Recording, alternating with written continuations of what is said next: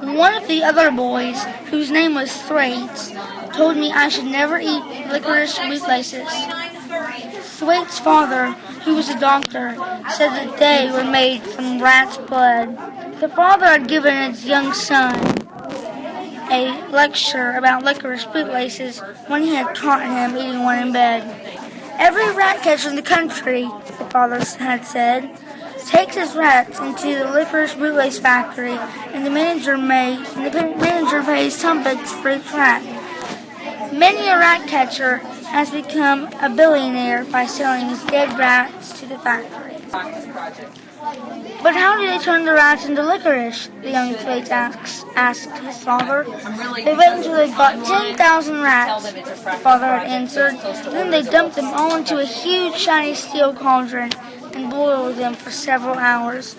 2 men stir the bubbling cauldron with long poles, and in the end they have a thick, steaming rat stew. After that, a cruncher is lowered into the cauldron to crunch the bones, and what's left is a pulpy substance called rat mash. Yes, but how do they turn out licorice bootlaces, Daddy? The young Thwaites had asked.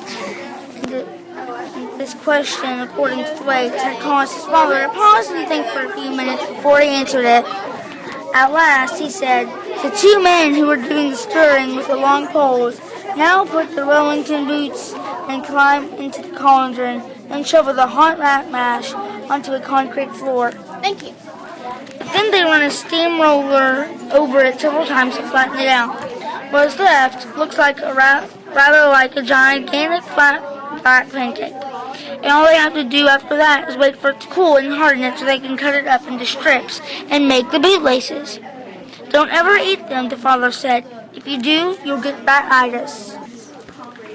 What is ratitis, Daddy? The young Thwaites asked. All the rats and the rat catchers catch are poisoned with rat poison, the father said. It's the rat poison that gives you ratitis. Yes, but what happens to you when you catch it? Young Thwaites said. Your teeth become sharp and pointed, the father answered, and a short, stumpy tail grows on your back just above your bottom. There is no cure for ratitis. I ought to know. I'm a doctor. We all enjoyed Thwaites' story, and we made him tell it to us many times on our walks to and from school.